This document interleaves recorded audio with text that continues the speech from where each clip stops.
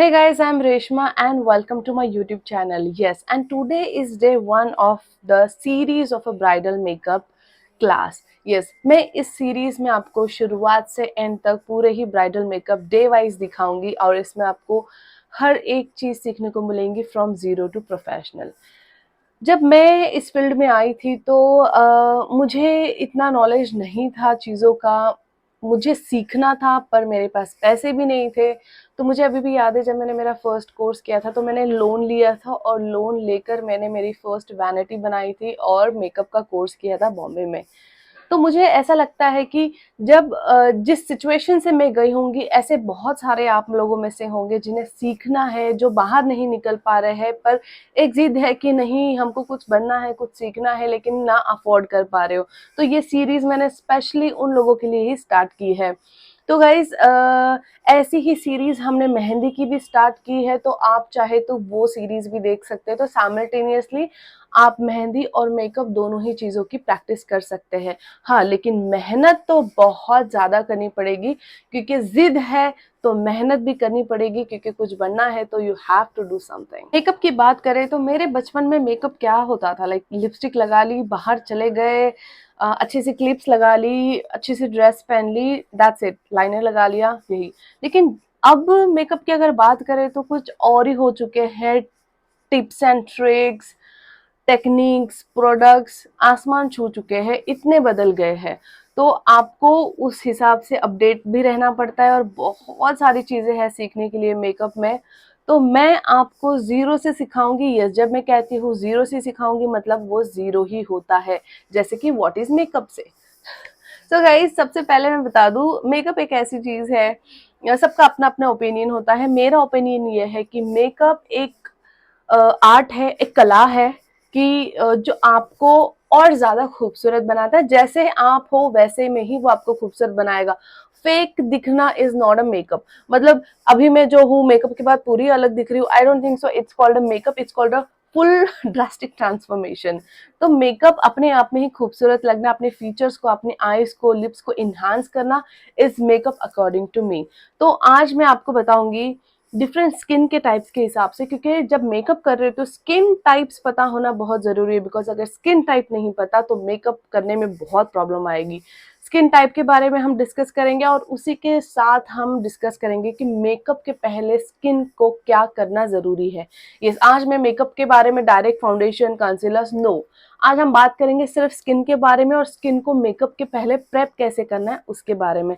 So video and तक जरूर देखना बिकॉज एक एक टिप्स एंड ट्रिक्स मैं यहाँ पे देने वाली हूँ। सो मेक श्योर आप वीडियो एंड तक देखोगे और सेव कर लो ये वीडियो, क्योंकि रिवाइज करना इज अगेन वेरी इंपॉर्टेंट। और सब्सक्राइब किया ना चैनल, नहीं किया तो अभी करो, क्योंकि भंडार लेकर आ रही हूँ मैं एजुकेशन का आपके लिए। सो स्टार्ट करते हैं हमारा officially bridal series day one of a bridal makeup. Let's get started. याद रखो कि मेकअप शुरू करने के पहले आपको क्लाइंट का स्किन कंडीशन पता होना बहुत ज़रूरी है, या और अपना स्किन कंडीशन भी पता होना ज़रूरी है। ठीक है, तो इसीलिए कह रही हूँ पेन और पेपर, आप एक बुक ही बना लो पूरा ब्राइडल सीरीज का, जिसमें डे वन से डे जो भी डे होगा लास्ट डे, वो पूरे डेज का एक वीडियो बुक बना लो ताकि हर एक चीज़ आपके पास रहे। आपका जब भूल जाओ बुक खोल लिया, पढ़ लिया। ठीक है, तो सबसे पहले मेकअप के पहले ये सारी चीजें पता होना बहुत जरूरी है। डायरेक्टली प्रोडक्ट्स लाके एप्लीकेशन जरूरी नहीं होता। मेकअप में सबसे जरूरी होता है थियोरी, बिकॉज आपको नहीं पता आपके सामने कब क्या कंडीशन आने वाली है। ठीक है, सबसे पहले शुरू करते हैं ऑयली स्किन से। जब हम ऑयली स्किन की बात करते हैं तो देखना, फेस पूरा बहुत ज्यादा ऑयली होता है। फेसेस ऑयली रहता है, बहुत ऑयली रहता है। थोड़ा सा जो पोर्स होते हैं, जो नोज के आसपास स्पेशली जो पोर्स होते हैं वो ओपन होते हैं थोड़े से। तो यहाँ पे लेते हैं, पोर्स आर विजिबल, विजिबल होते हैं। एंड उसके अलावा स्पेशली टी जोन बहुत ज़्यादा ऑयली होता है। T zone are very excess oily. इसके बाद थोड़ा ग्रीसी सा फील होगा आपको। ऐसा फील होता है कि बार बार फेस वॉश कर ले, चिपचिपा सा फील होता है। स्पेशली जब समर्स में ये चीज़ ज़्यादा होती है और जिनका सीबम क्रिएशन ज़्यादा होता है उनमें ये चीज आपको सीबम क्रिएशन, मतलब जिनके फेस पे बहुत ज्यादा ऑयल एक्सेस ज्यादा आता है, उनको ये चीज होती है। और ऑयली स्किन आप लोगों को 30 के पहले, मतलब 30 साल की उम्र के पहले के लोगों में, स्पेशली यंग एजेस में ज्यादा देखने को मिलेगा। इसलिए आपने नोटिस किया होगा कि जो टीनेजर्स होते हैं ना, टीनेजर्स को बहुत सारे एक्नेस होते हैं, पिंपल्स होते हैं, बिकॉज उनका स्किन कहीं ना कहीं हार्मोनल्स इम्बैलेंस की वजह से होता है, plus skin excess of oil की वजह से भी होता है। तो दीज आर द रीजंस। दूसरा बात करते हैं ड्राई स्किन। सो ड्राई स्किन अभी कैसे लगती है? टाइट सा फील होता है, बहुत ड्राइनेस लगती है नोज एरिया में, जॉ लाइन एरिया में तो बहुत ड्राई होती है, पोर्स विजिबल नहीं होते इसमें, पोर्स नॉट विजिबल, पोर्स नहीं दिखते हैं इसमें, ठीक है। पोर्स नहीं दिखते हैं, टाइट सा फील होता है। कई बार आपको नहीं पता होता है कि आपका ड्राई स्किन है और आप उस पर गलत चीजें अप्लाई करते हो, तो आपको वो भी चीज समझ में आना चाहिए कि अच्छा अगर मेरा ड्राई स्किन है तो मुझे कौन सी चीज सूट करेगी। हम उसके बारे में भी बात करेंगे, बट ड्राई स्किन के बारे में ये लिख लो कि टाइट सा फील होता है, फ्लिक आउट्स होते हैं ड्राइनेस की वजह से। फिर ये आपको 30+, जैसे कि 30 के बाद स्किन में कोलाजन इलास्टिसिटी कम होने लगती है ना, तो स्किन ड्राई में कन्वर्ट होने लगती है। तो मेच्योर स्किन जितने भी होते हैं 30-40+, वो यूजुअली ड्राई होते हैं, मॉइस्चर की कमी होती है, इसलिए उनमें क्या होते हैं, रिंकल्स ज्यादा आते हैं। क्या होते हैं? रिंकल्स ज्यादा दिखते हैं, विजिबल। ओके, अब बात करते हैं कॉम्बिनेशन। सिंपल सी बात है, कॉम्बिनेशन मतलब ऑयली को और ड्राई को मिक्स कर दो, मतलब कॉम्बिनेशन हो गया। टी जोन आपका जो होता है वो बहुत ऑयली होता है, और सी जोन जो होता है ये आपका ड्राई होता है। टी जोन मतलब फोरहेड हो गया, नोज हो गया, चिन हो गया, और सी जोन मतलब जॉ लाइन, बाकी का पोर्शन है सी जोन, ये ड्राई होता है, इसलिए इसको कॉम्बिनेशन। और फिर इसके ऊपर प्रोडक्ट्स भी ऐसे ही लगते हैं, मतलब टी जोन वाले एरिया पे हम मैटिफाइंग प्रोडक्ट्स लगाते हैं, सी जोन वाले एरिया में हम कैसे लगाते हैं, थोड़ा मॉइस्चर वाली चीजें लगाते हैं। अब सेंसिटिव स्किन वाले लोगों ने क्या करना चाहिए? जैसे कि कुछ भी लगाते हैं, उनके फेस पे रिएक्शन होता है, रेडनेस होता है, इचीनेस होता है, ऐसे स्किन वाले होते हैं सेंसिटिव। अगर कोई ऐसा है कि कुछ लगाया, आपने किसी को देखा होगा कुछ लगाया तुरंत जलने लगा, उनको रोज वाटर भी सूट नहीं होता कई बार, तो वो लोग रहते हैं सेंसिटिव स्किन वाले। तो इन लोगों के लिए स्पेशलाइज प्रोडक्ट्स होते हैं, सोच समझ के प्रोडक्ट्स चूज करने होते हैं, क्योंकि हर एक चीज उन पे सूट नहीं करती है, ठीक है। सो क्या होता है, रेडनेस होता है, इचनेस होता है, बहुत सारी चीजें होती हैं। उसके बाद बात करते हैं नॉर्मल।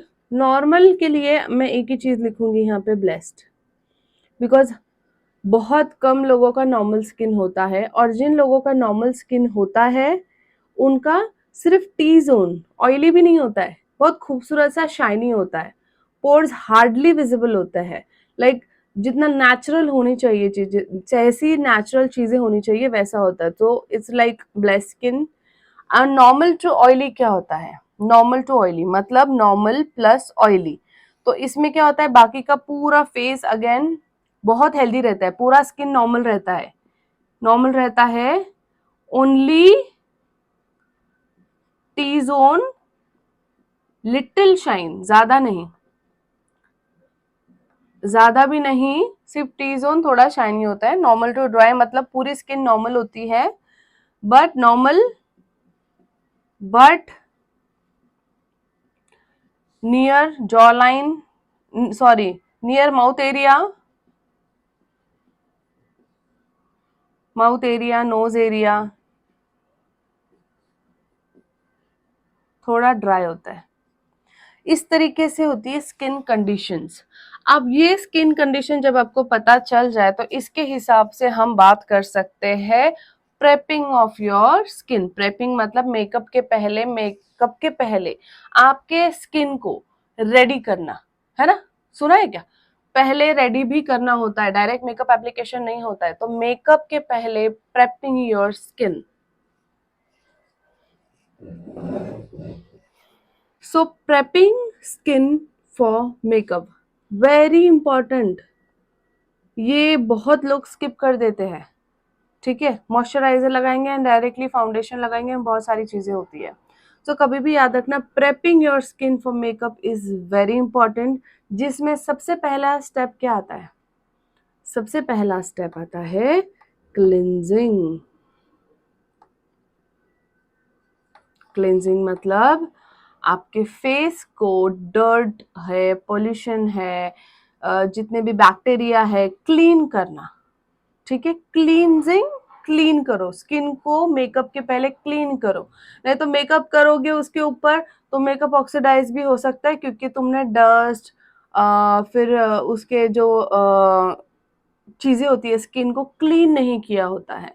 तो विदाउट क्लीन अगर उसके ऊपर चीजें करोगे तो वो खराब ही होगी, ठीक है। सो क्लींजिंग में दो चीजें रहती है। फर्स्ट होता है quick cleansing,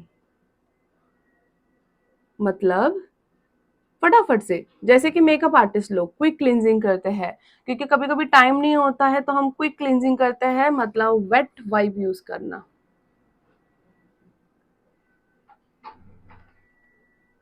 wait wipe use करना इज क्विक क्लींजिंग। फटाफट से वेट वाइप लिया, क्लीन कर लिया, अच्छे से डीपली क्लीन करना, ठीक है। ओके, फिर आता है टोनर, ठीक है। अब टोनर एक ऐसी चीज है जो क्या करता है, पहले बात तो टोनर क्या करता है, ओके आपके पोर्स को मिनिमाइज करता है,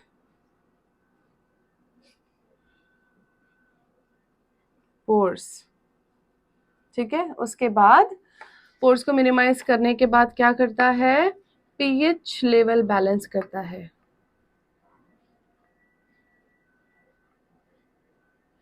पीएच लेवल बैलेंस करता है और हाइड्रेशन प्रोवाइड करता है, ठीक है। Minimises the pores, pH level balance करता है और हाइड्रेशन क्रिएट करता है। मिनिमाइजेस, जब मैं कह रही हूँ मिनिमाइजेस द पोर्स, पोर्स किसको होते हैं? ऑयली स्किन वालों के लिए। So this is good for whom? Specially for oily skin. But अगर किसी का स्किन ड्राई है तो वो टोनर नहीं लगा सकते, ऐसा मैंने नहीं कहा, लगा सकते हैं। उनके टोनर्स में भी आपको अलग अलग टोनर्स मिलेंगे, थोड़े से सीरम वाले टोनर मिलेंगे, या सिर्फ वाटर बेस्ड टोनर मिलेंगे। तो आप देखो, अगर ड्राई स्किन वाले हैं तो थोड़ा सा कैसा लेना है, स्किन के हिसाब से थोड़ा सीरम वाला लूंगी, अगर ऑयली स्किन वाले हैं तो कैसे लेना है, बिकॉज टोनर ना थोड़ा सा ड्राइनेस प्रोवाइड करता है अगर वाटर बेस्ड लगाओगे तो। इससे अच्छे सीरम प्लस टोनर्स जो आते हैं वो ड्राई स्किन वाले लगा सकते हैं। टोनर के बाद अभी कई लोग क्लींजिंग के बाद डायरेक्ट मॉइस्चराइजर करते हैं, गलत बात है। मॉइस्चर क्लींजिंग के बाद टोनर स्किप नहीं होना चाहिए एट एनी हाउ, बिकॉज जब आप क्लींजिंग करते हो तो आपका पीएच लेवल कहीं ना कहीं हिल जाता है, तो उसको बैलेंस करने के लिए अगेन यू नीड टोनर, ठीक है। टोनर के बाद बात करेंगे हम यहाँ पर मॉइस्चराइजर, ठीक है। मॉइस्चराइजर में मेरा स्पेलिंग ऊपर नीचे हो सकता है, इग्नोर, मेरी भावनाओं के ऊपर ध्यान दो, ठीक है। मॉइस्चराइजर में आपको अगेन अलग अलग चीजें मिलेगी, जैसे कि क्रीम, जेल और वाटर बेस। वाटर को एक और नाम देते हैं एक्वा बेस, ठीक है। तो आपको ऐसे मॉइस्चराइजर मिलते हैं, या ऑयल बेस, और सीरम्स भी होते हैं। मॉइस्चराइजर होगा या तो सीरम होगा। अब मैं दोनों का फर्क बताती हूँ। जब मॉइस्चराइजर या टोनर के बाद या मॉइस्चराइजर लगेगा या सीरम लगेगा, इसलिए मैंने दोनों को एक ही इसमें लिखा है। मॉइस्चराइजर के बाद वापस से सीरम वापस मत लगाना, बहुत ज्यादा अगर ऑयली स्किन वाले लोग हैं तो ग्रीसी भी हो सकता है। सो मेक श्योर मॉइस्चराइजर आपको क्रीम में मिलेगा, जेल में मिलेगा, वाटर में मिलेगा। आपको ड्राई में भी लगा सकते हो, ड्राई स्किन वाले भी लगा सकते हैं और ऑयली स्किन वाले भी लगा सकते हैं, कॉम्बिनेशन स्किन वाले भी लगा सकते हैं, हर एक कंडीशन वाला स्किन लगा सकता है। आपको आपकी कैटेगरी डिसाइड करनी है कि अगर मैं ऑयली स्किन हूं तो मैं कोई भी क्रीम बेस या ऑयल बेस्ड चीजें लगाऊंगी क्या? नहीं लगाऊंगी, नहीं तो वो और ज्यादा चिपचिपाहट फील होगा। तो अगर मैं ऑयली स्किन हूं तो मैं जेल बेस, एक्वा बेस या फिर सिलिकॉन बेस्ड प्रोडक्ट्स यूज करूंगी। समझ में आया। और अगर मैं बहुत ड्राई स्किन है तो मैं फिर क्रीम बेस्ड चीजें यूज करूंगी, ऑयल बेस्ड चीजें। मेरी स्किन को क्या चीज की जरूरत है वो मैं यहाँ पे प्रोवाइड करूंगी, ठीक है। अब मैंने कहा मॉइस्चराइजर और सीरम्स में क्या फर्क है। मॉइस्चराइजर और सीरम में ये फर्क है कि सीरम में ऑयल कंटेंट ज्यादा होता है और सीरम हाई अमाउंट ऑफ, जैसे कि मॉइस्चराइजर अगर फर्स्ट लेवल पे है तो सीरम ये 10 लेवल पे है। समझ में आ गया।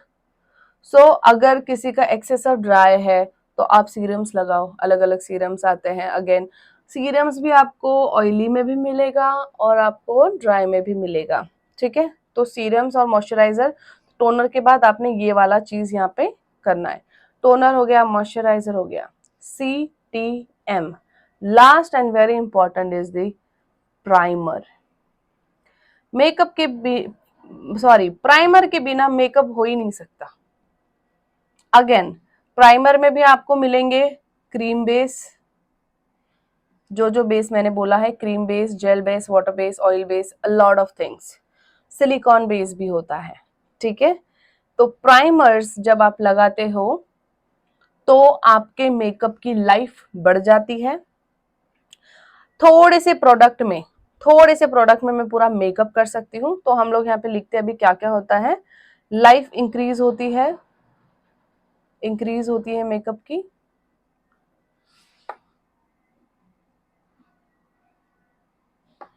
Can work with little amount of product like foundations। फिर उसके बाद gives flawless base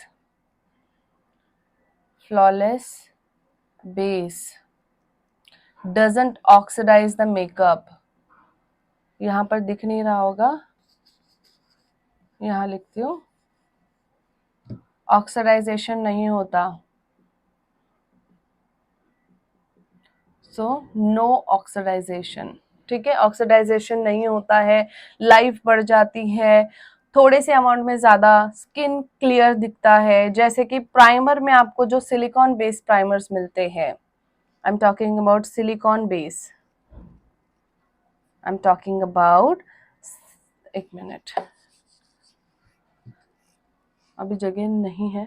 जो सिलिकॉन बेस्ड प्राइमर्स होते हैं, तो सिलिकॉन बेस्ड प्राइमर स्पेशली हम ऑयली स्किन वालों के लिए यूज करते हैं। बिकॉज सिलिकॉन क्या करता है, आपके पोर्स को मिनिमाइज, मतलब again going back to the oily skin में जो पोर्स होते हैं वो पोर्स को मिनिमाइज करते हैं ऑयली स्किन वालों के। जब मिनिमाइज करेंगे तो बेस आपका और फ्लॉलेस होगा। और कई बार मेकअप ब्लैक भी होता है, वो उसके पीछे यही रीजन होता है कि आपने उसको प्रेपिंग बराबर नहीं की, प्राइमर बराबर नहीं लगाया। आपको आपके स्किन की कंडीशन के हिसाब से अगेन प्राइमर चूज करना है। क्रीम लेना है, जेल लेना है, वाटर लेना है, ऑयल बेस्ड प्राइमर लेना है, या कौन सा प्राइमर लेना है। प्राइमर्स मैं आपको प्रोडक्ट्स भी दिखाऊंगी, लेकिन अभी थ्योरी जानना सिर्फ जरूरी है। दो चीजें जानना जरूरी है, एक स्किन के अलग अलग टाइप्स जो मैंने बताए, दूसरा prepping your skin before the makeup, and इसके बाद प्राइमर के बाद आप फिर फाउंडेशन लगा सकते हो।